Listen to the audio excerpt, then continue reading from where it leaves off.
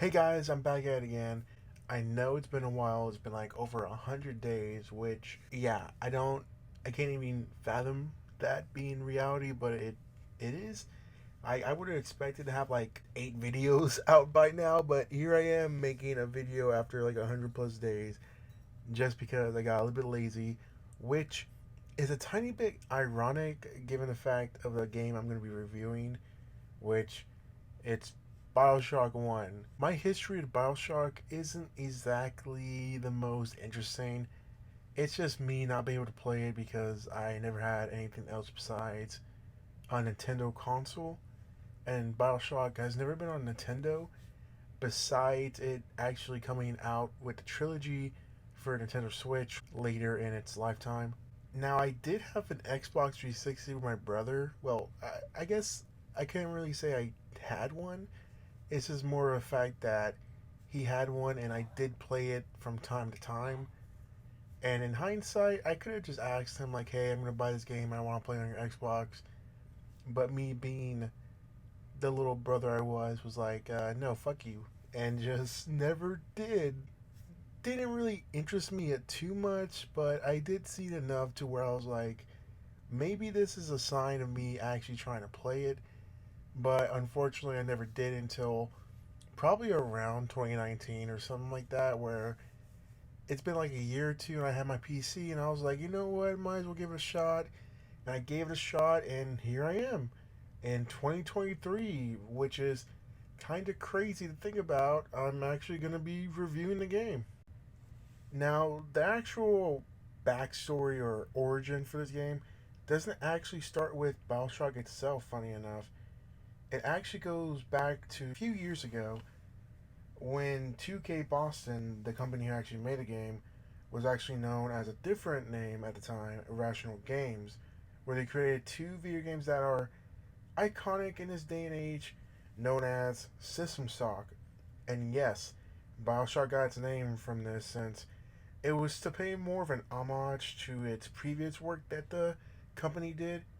Given the fact that it did sell at least a good amount and it was received very critically positive, I would say, it's just that the ideas that it introduced were a little bit too advanced, you could say, for the common gamer back in the day, and thus it pretty much unrailed to a midcore to almost a negative impact for the game. But even knowing this, they still insisted on making a sequel, which was, I would say, the sequel treatment that we all deserve to see. Just a bigger and better game in scope compared to the previous entry. And yet, it still got a little bit of a not as good of a blockbuster sell as you would have expected. At the very least, they would have expected. Thus, it really should have resulted in a whole cancellation of a third game entirely, and yet they still decided to make a System Shock 3, but it did eventually come to be known as Bioshock since they were a little bit too scared in adding the whole System Shock name into it in case it had a little bit of bad luck to it. The story for this game is very straight to the point. It's not as complex as one of the future entries in this game franchise that I'll eventually get to in due time will ultimately be.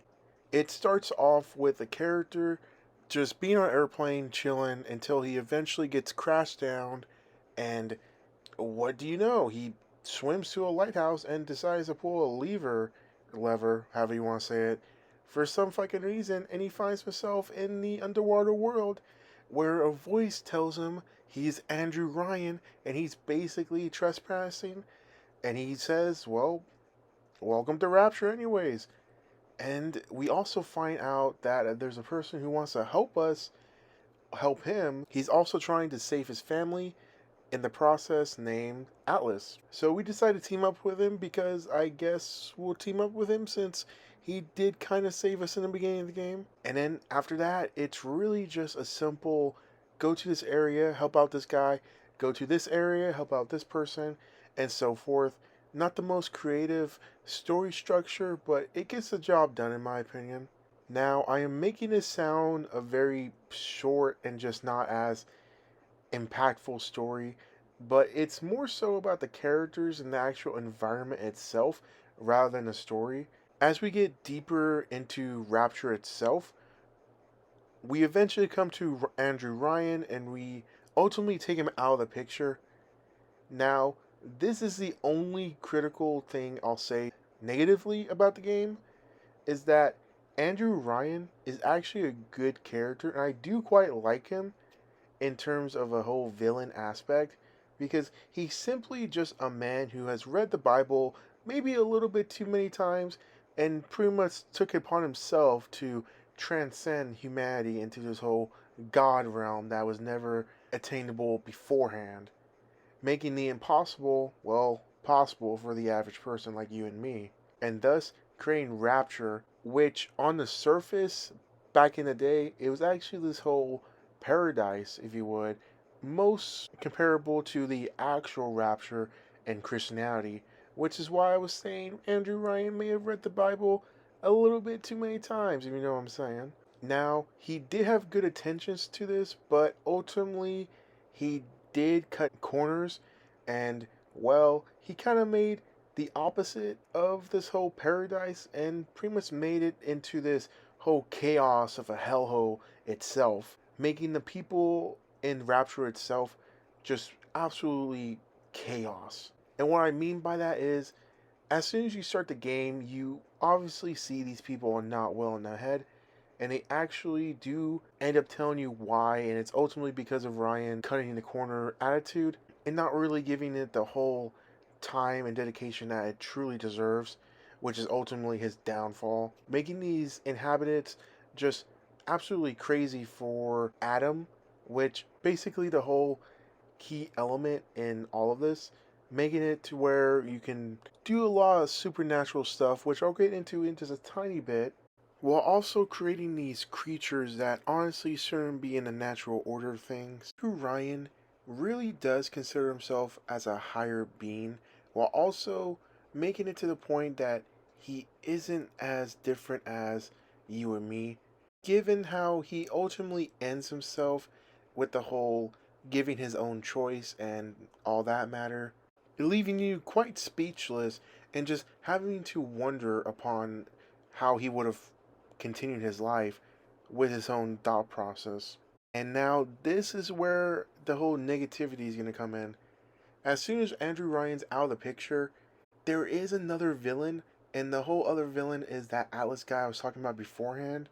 He ultimately never had a family, and he was actually using you since you are actually a sleeper agent who had a one word or phrase, which is, would you kindly, which adds this extra layer of context if you ever do replay the game.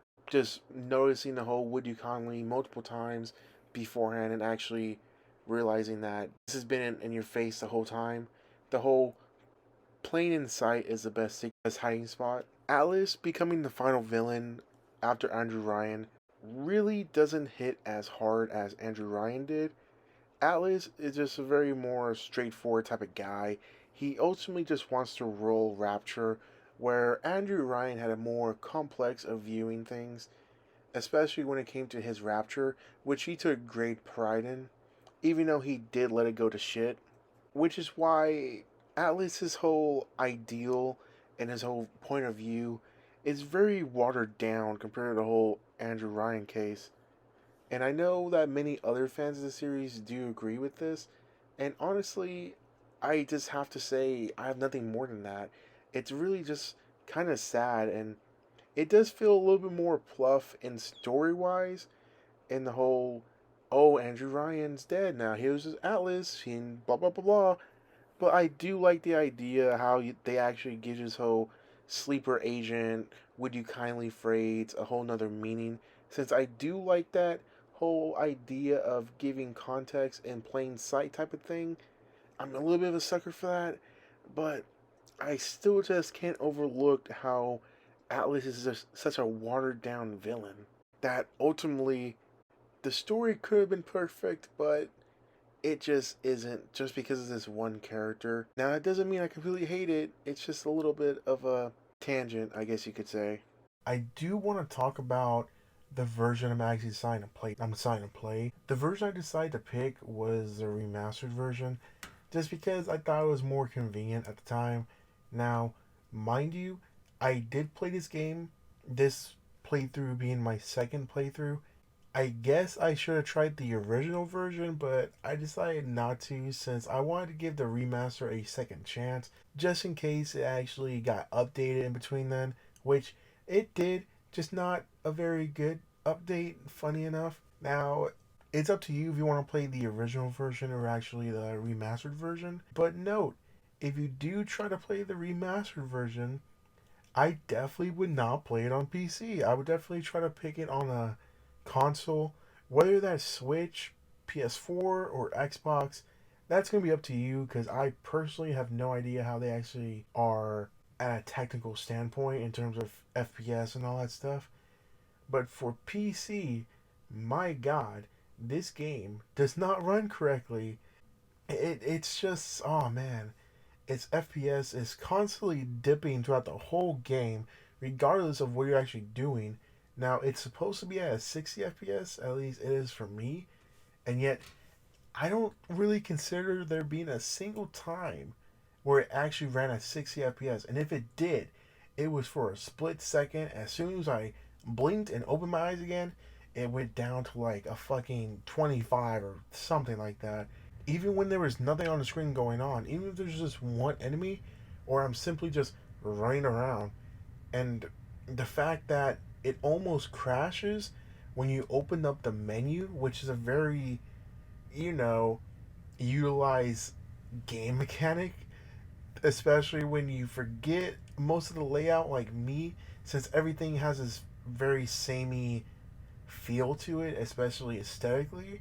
Yeah, you're gonna spend a lot of time just standing there hoping to God your game does not crash because yes, it will crash, and yes, your save data will get deleted, especially if you're a guy named Isaiah like me, because my shit got deleted not once but twice because fun little story.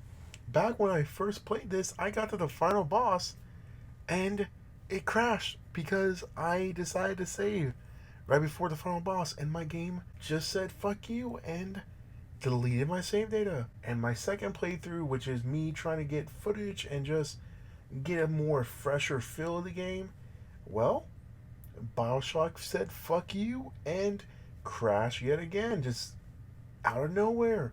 I'm literally just walking down this hallway and boom, footage ends. My screen is covered in an error sign, and I just sat there for 5 minutes thinking, wow, should I really just replay this or should I just say fuck it and just go somewhat off of memory? Since this is a very lazy port, and like I said earlier, it's ironic because I've been putting off making this video because I've been a little bit lazy, and the fact that the video I'm making is based off a port of a game that they honestly didn't seem to care too much about. It was just all more for making money, bringing in old and new fans for this, just so that way they could have some form of revenue. At least that's what it comes off to me. Now, this being an FPS, there shouldn't be a whole lot of tutorials, and there really isn't, and the game likes to have you experiment. It lets you go wild with the mass variety of guns that they do give you. Now, there are certain ammos you can actually play around with. Each gun has, I believe, 3 slots. The regular ammo, and then it varies between the other two depending on the weapon you choose. For example, there's one that's for specifically just splicers, then another one for machinery or big daddies, which, and the whole ammo idea I do like, but it's just not as creative in a gameplay sense. Story wise, on a piece of paper, oh yeah, totally good idea. But in gameplay, it kind of falls flat because all it really does is give you extra damage to set enemy. And mind you, the regular ammo for each gun also does a good amount of damage, just not as much as this ammo for this enemy. So that's why I say it kind of falls a bit flat in that area. And then with the whole second weaponry is the atom and plasma. Going back to what I said earlier, atom is basically like the magical substance in this world where it allows them to do a lot of crazy stuff as soon as they get their hands on it. And plasma is specifically just abilities that it can be fire, electricity, ice, controlling bees, controlling machinery, pretty much all kind of SP type of stuff, which is a fantastic idea and it further develops into something more given the fact that you can actually upgrade each ability you have and make it into something more powerful and just outright better. So even if you don't like something like telekinesis, like I didn't, it eventually becomes something even more powerful if you keep with it and upgrade it as you go further into the game. Going back to the whole, it lets you experiment and just go wild.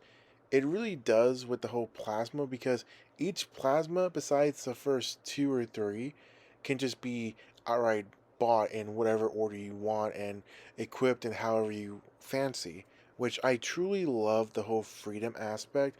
I've gone on multiple occasions saying this, but I really do like it when the game just lets you run wild and just lets you, the player, do whatever you see fit and not really penalize for you if you do something that the game didn't specifically want you to do in that certain way. And just when you thought it stopped there, they also give you tonics, which further increase your player, the actual player, strengths and weaknesses. That being, it can give you a better idea on how to sneak around, or even make it harder for enemies to detect you through cameras and such like that. Along with just giving you a more of a higher physical defense or physical attack, stuff like that. Pretty basic ability upgrades, but there is one negative that I just can't go without talking about, at least for a tiny bit, and that is the hacking system.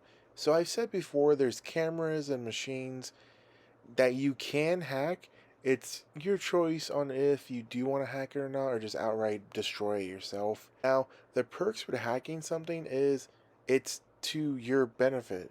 Much like Sombra from Overwatch, it just lets you control it however you see fit and pretty much lets you be on your side instead of you having to fight it. So, for examples, there's turrets that you can just hack and it will actually target enemies instead of you as long as you keep it on or turn it off, however you decide to do it. But the actual hacking aspect is what I consider a very dumb idea that the developers decided to do for this game. And that is, it's much like a puzzle, and you're probably thinking, well, that's not so bad. Well, you are timed, and the puzzle is randomized to where you have a certain number of pieces and a certain number of pieces that you have to swap and all that stuff to actually get it to point A to point B. Since I said this is randomized, it can be randomized to where you have to be the fucking Flash to even see what the fuck's going on before it outright kicks you out. Now, if it kicks you out, you can totally just restart again, but you lose health and it's just not really that fun, especially when it can happen to you on multiple occasions in the same hacking session. This is why I said this is the most negative thing about the whole gameplay that I really have to actually even talk about. Everything else is absolutely wonderful, and I do love the idea of how it lets you want to replay the game on multiple occasions, trying this weapon, that plasma, this tonic, this on repeat and repeat and repeat.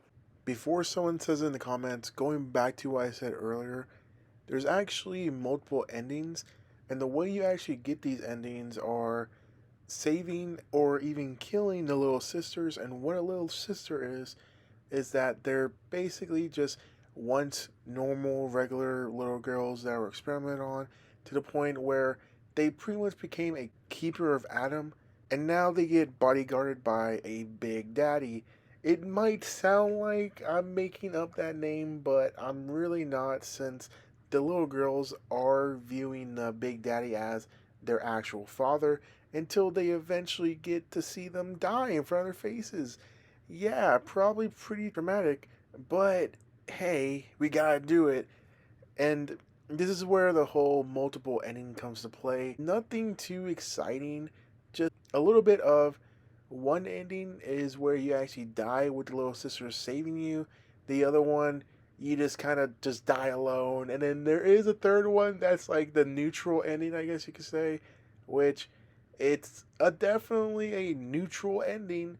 But other than that, the whole ending segments don't really play a whole key factor.